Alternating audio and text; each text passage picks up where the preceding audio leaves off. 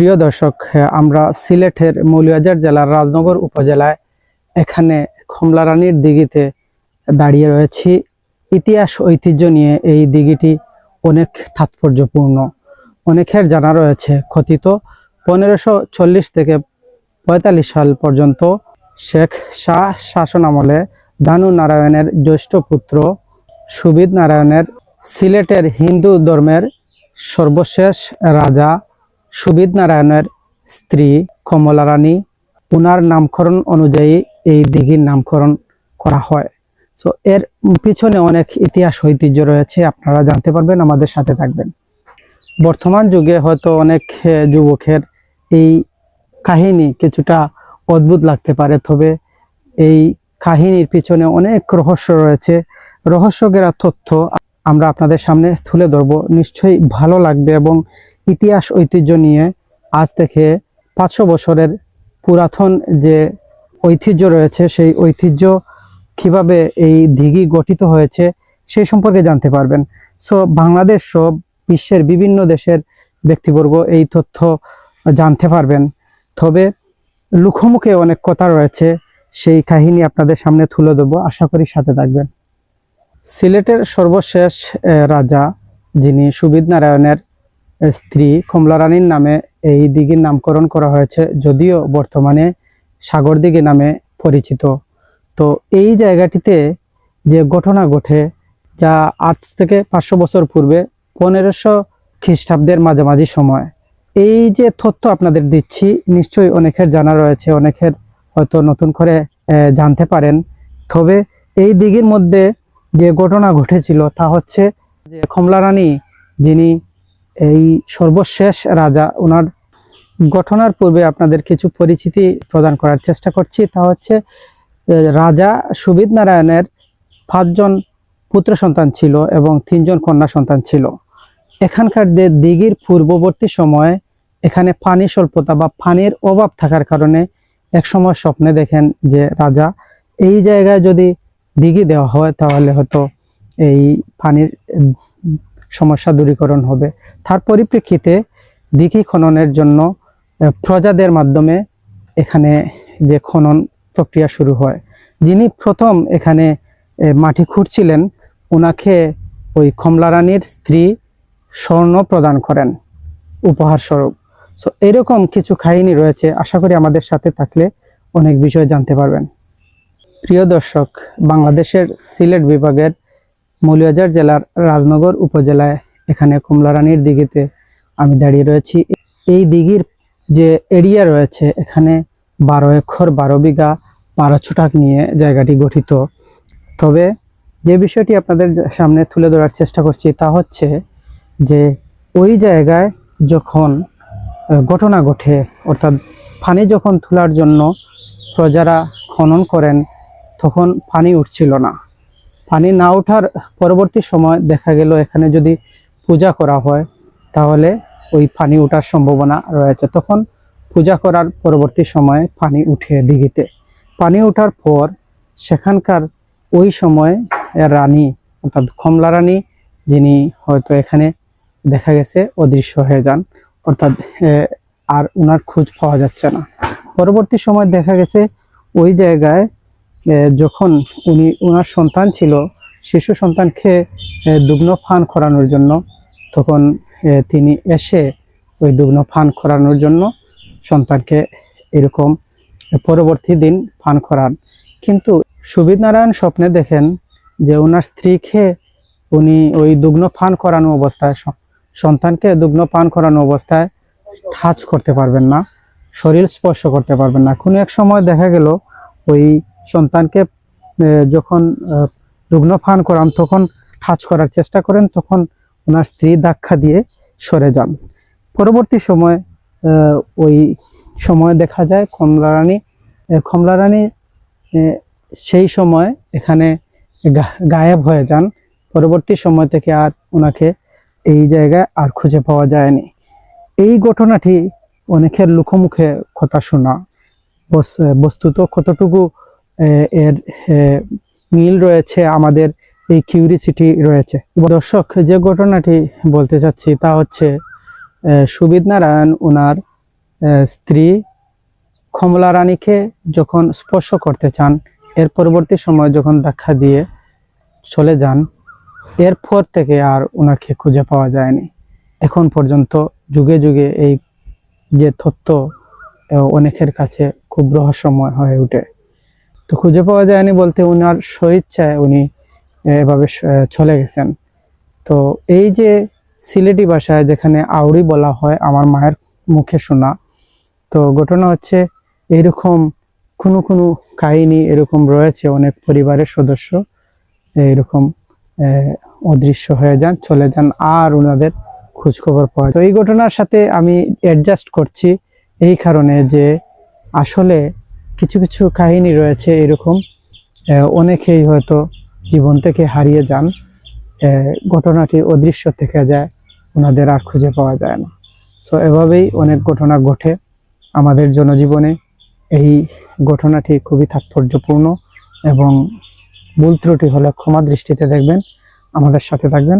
আশা করি আমাদের চ্যানেলের ভিডিওগুলো আপনাদের কাজে আসবে। আমরা সিলেট বিভাগের মৌলভীবাজার জেলার রাজনগর উপজেলায় একটি ঐতিহাসিক দিঘি রয়েছে। দিঘিটি হচ্ছে কমলা রানীর দিঘি।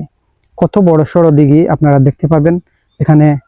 আপনারা অবশ্যই এই শিক্ষণীয় তথ্য পেয়েছেন এবং আরো কিছু তথ্য দেওয়ার চেষ্টা করব। এই ঐতিহ্যবাহী দিঘিটির পাশেই একটা মসজিদ রয়েছে।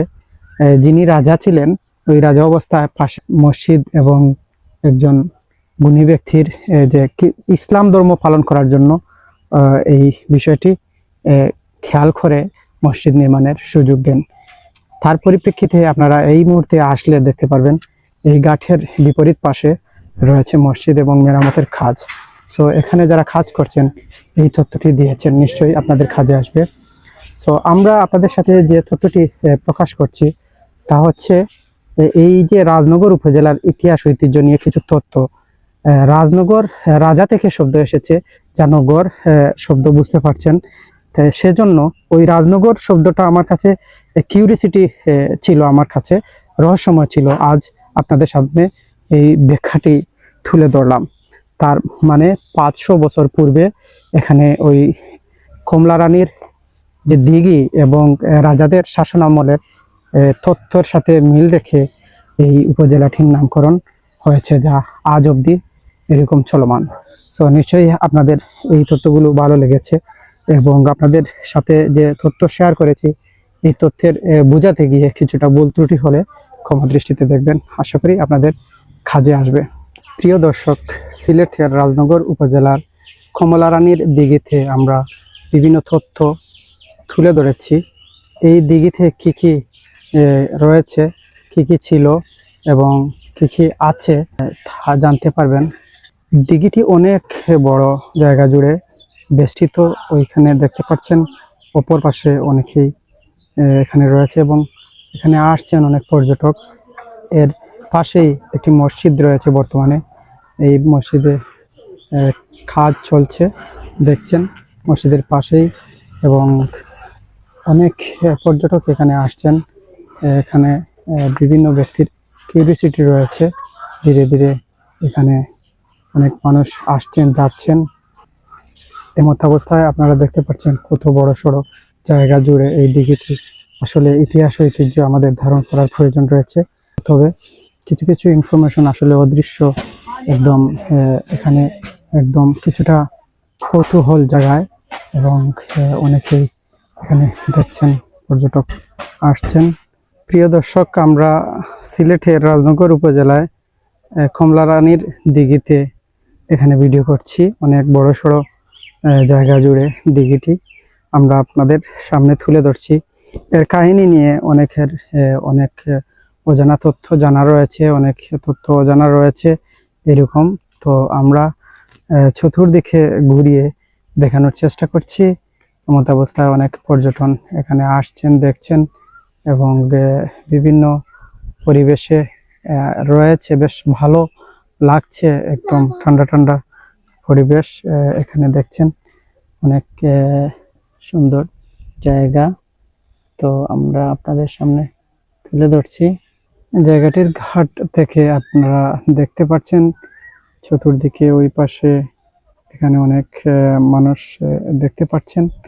ক্লিয়ার আপনারা দেখছেন কিনা বুঝতে পারছি না, তারপরও এই চতুর্দিকে আমরা দেখাচ্ছি কত বড় সড়ো জায়গা জুড়ে দিঘিটির অনেক ইতিহাস ঐতিহ্য রয়েছে।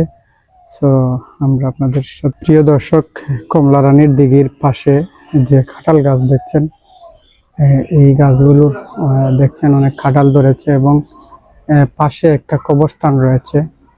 অনেকের জানা রয়েছে অনেক পূর্ব থেকে আমাদের সিলেটের ঐতিহ্যবাহী অনেক ইতিহাস ঐতিহ্য রয়েছে।